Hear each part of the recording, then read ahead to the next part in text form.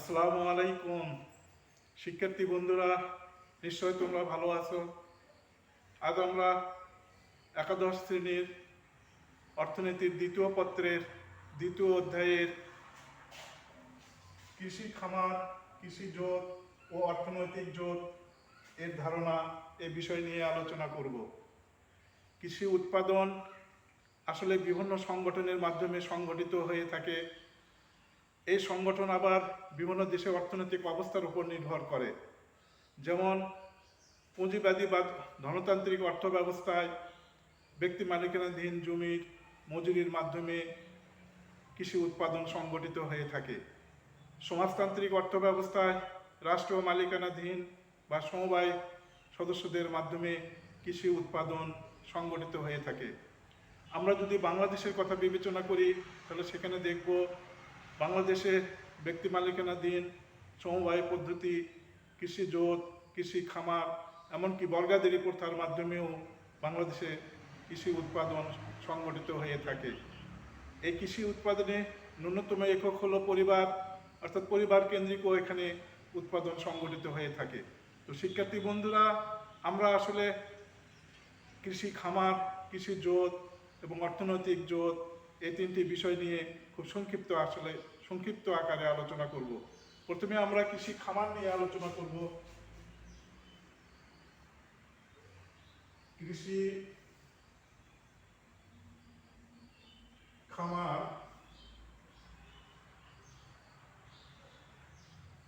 কৃষি খামার একজন কৃষক ফসল ফলানোর জন্য যে জমি ব্যবহার করে তাকে সাধারণত কৃষি খামার বলা হয়। অর্থাৎ কৃষক পরিবার যে পরিমাণ জমি ফসল উৎপাদনের জন্য এবং কৃষি সংশ্লিষ্ট গবাদি পশু, হাঁস মুরগি, বনায়ন, নার্সারি ইত্যাদি কৃষিমূলক কাজ সম্পাদন করে থাকে তাকে কৃষি খামার বলা হয়ে থাকে। একজন কৃষক তার জমিতে কি উৎপাদন করবে, উৎপাদনে সে কোন কৌশল প্রয়োগ করবে এবং উৎপাদিত দ্রব্য সে কীভাবে ব্যবহার করবে সেই বিষয়ে তার সিদ্ধান্ত চূড়ান্ত। এজন্য কৃষি খামারকে সিদ্ধান্ত গ্রহণকারী একক হিসেবে আখ্যায়িত করা হয়ে থাকে। এ ধরনের কৃষি খামারের আয়তন সাধারণত ক্ষুদ্র আয়তন এবং বৃহৎ আয়তন হতে পারে। কৃষি খামারের জমিগুলো একই স্থানে অবস্থিত হতে পারে, আবার বিভিন্ন স্থানে অবস্থিত জমিগুলোকে নিয়ে কৃষি খামার গঠিত হতে পারে। তো শিক্ষার্থী বন্ধুরা, মূল কথাই হলো যে কৃষক বা কৃষক পরিবার যে জমি ব্যবহার করে ফসল উৎপাদন তথা কৃষি সংশ্লিষ্ট গবাদি পশু, হাঁস মুরগি, বনায়ন, নার্সারি ইত্যাদি কৃষিমূলক কাজ সম্পাদন করে থাকে সেটাই হলো কৃষি খামার। আমরা দ্বিতীয়ত কৃষি জোট এই বিষয় নিয়ে আলোচনা করব। দ্বিতীয়ত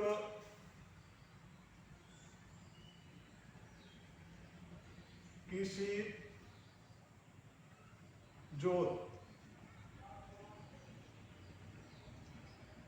কৃষি জোট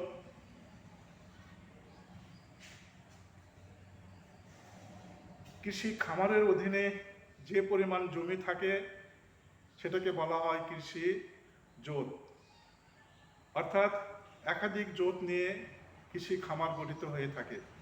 একজন কৃষক তার কিছু জমিতে ধান উৎপাদন করতে পারে, আবার আরেক খণ্ড জমিতে সে পাট উৎপাদন করতে পারে এবং অন্য আরেক খণ্ড জমিতে সে গম উৎপাদন করতে পারে।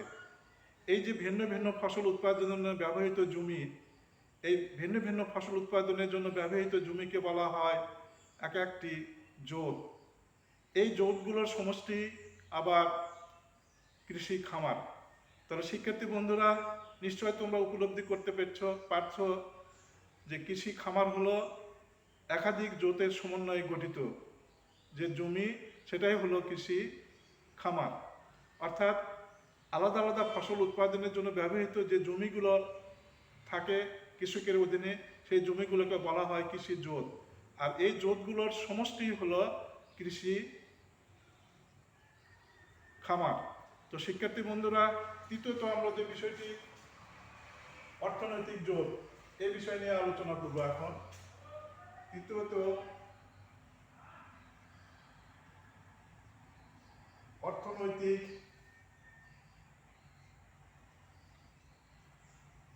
অর্থনৈতিক জোট।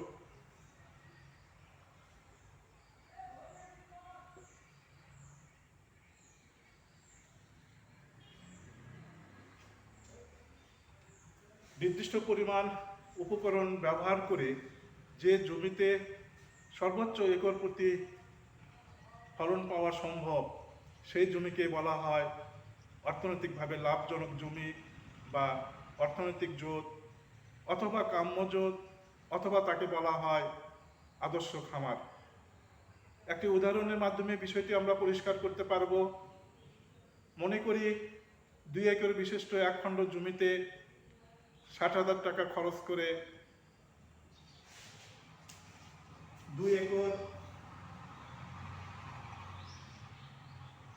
জমি 60,000 টাকা খরচ করে 120 মণ ধান পাওয়া যায় প্রথম খণ্ড জমিতে, এবং দ্বিতীয় খণ্ড জমিতে আমরা যদি মনে করি যে 1 একর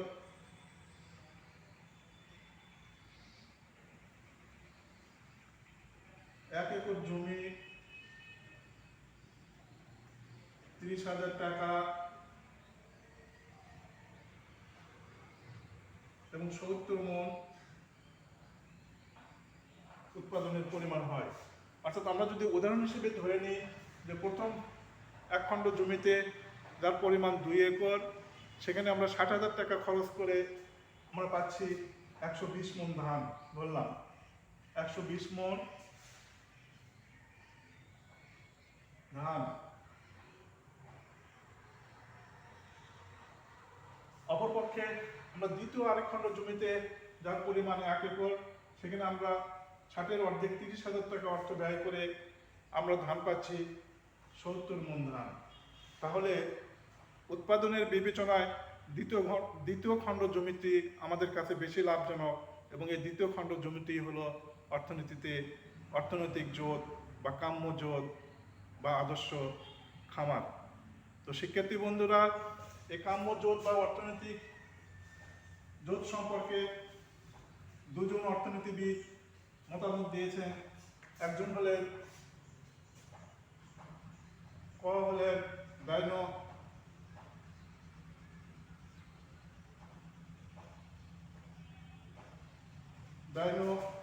কিটেন্স,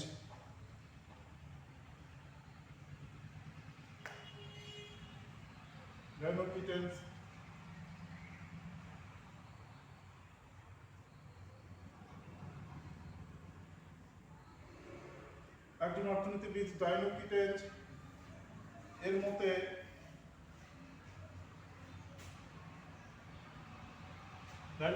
এর মতে সেই আয়তনের জমি যা একজন কৃষক উৎপাদনের জন্য প্রয়োজনীয় ব্যয় নির্বাহের পর তার পরিবার ও নিজেকে মোটামুটি স্বাচ্ছন্দ্যময় জীবনযাপনের সুযোগ করে দেয়, তাই হচ্ছে অর্থনৈতিক জোট বা আদর্শ খামার। আরেকজন অর্থনীতিবিদ এইসমান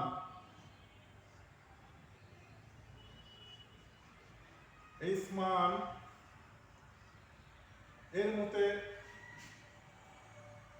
অর্থনৈতিক জোট হচ্ছে সেই ভূমিখণ্ড যার মাধ্যমে কৃষক তার প্রয়োজন মেটানোর পর পরিবার নিয়ে স্বাচ্ছন্দ্যময় জীবনযাপনের সুযোগ পায়। তাহলে এই সংজ্ঞা দুটি বিশ্লেষণ করলে আমরা বুঝতে পারতেছি যে অর্থনৈতিক জোট হলো একটি নির্দিষ্ট পরিমাণ জমি বা একটি নির্দিষ্ট আয়তনের জমি, যেখান থেকে কৃষক তার উৎপাদন খরচ নির্বাহের পর সে তার পরিবার এবং নিজে মোটামুটি স্বাচ্ছন্দ্যময় জীবনযাপনের সুযোগ পায়। সেটাই হলো অর্থনৈতিক জোট বা কাম্য জোট, অথবা তাকে আমরা বলতে পারি আদর্শ খামার। তো শিক্ষার্থী বন্ধুরা, এই আদর্শ খামারের আয়তন বিভিন্ন রকম হতে পারে। এটা সাধারণত দেশের আয়তনের উপর ভিত্তি করে নির্ধারণ করা হয়ে থাকে। যে সমস্ত দেশের আয়তন বেশি সে সমস্ত দেশের এই অর্থনৈতিক জোটের আকারও বড় হয়ে থাকে। যেমন আমরা চীনের কথা ভাবতে পারি। চীনে একটি আদর্শ খামারের আয়তন, চীনে আদর্শ খামারের আয়তন 325 একর। 325 একর। যুক্তরাষ্ট্রে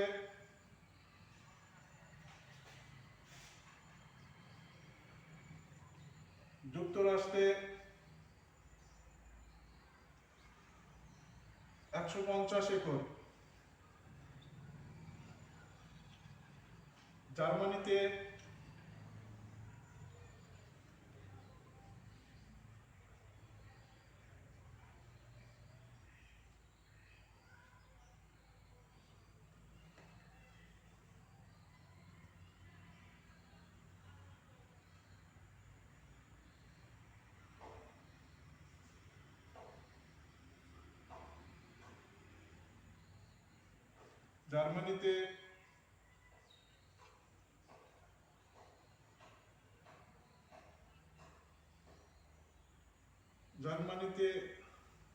21 একর। আর বাংলাদেশে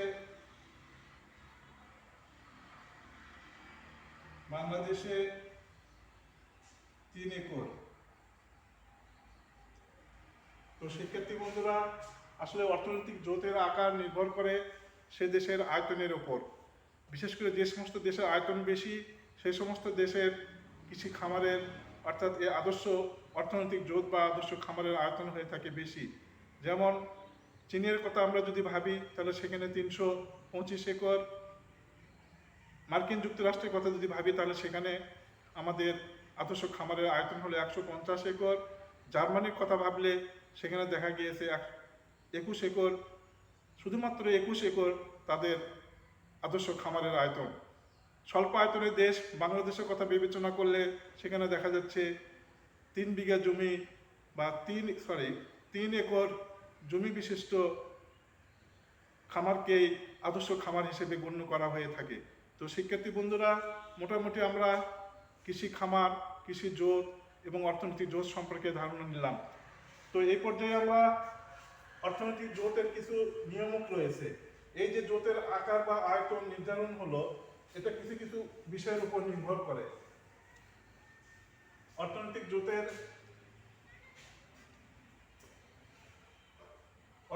জোটের নিয়মক।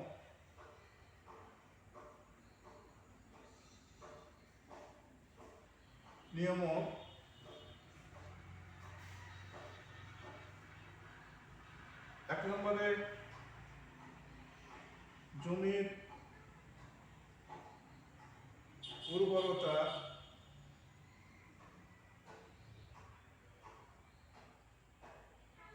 জমির উর্বরতা।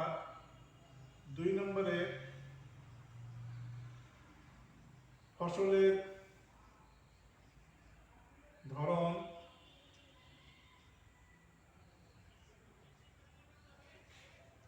3 নম্বরে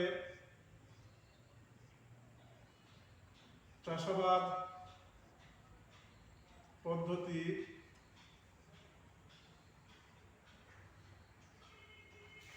4 নম্বরে ভৌগোলিক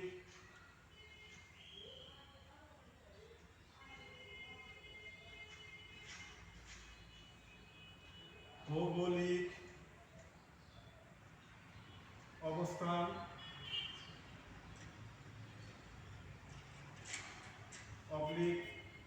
জলবায়ু।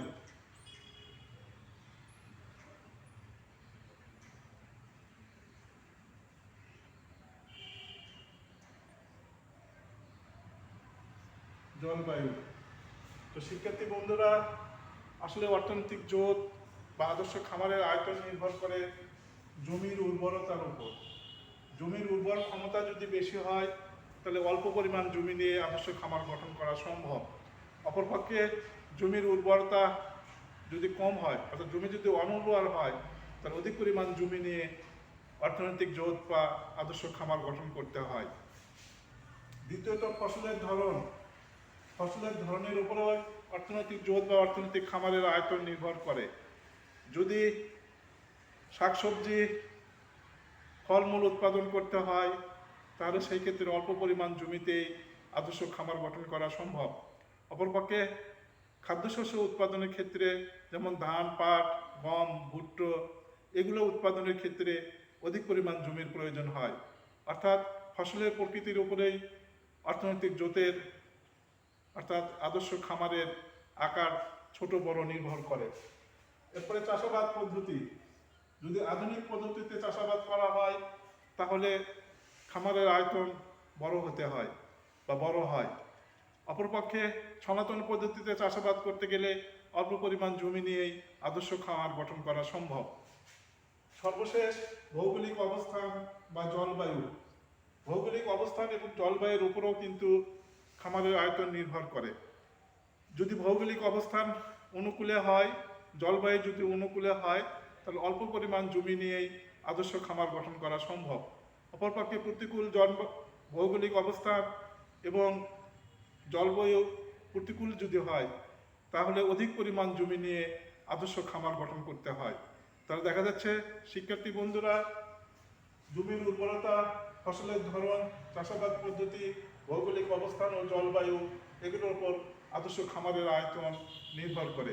তো শিক্ষার্থী বন্ধুরা, আজ আমরা কৃষি খামার, কৃষি জোট এবং অর্থনৈতিক জোট বা আদর্শ খামার সম্পর্কে খুব সংক্ষিপ্ত আকারে আলোচনা করলাম। আমার মনে হয় বিষয়টি তোমরা উপলব্ধি করতে পেরেছ।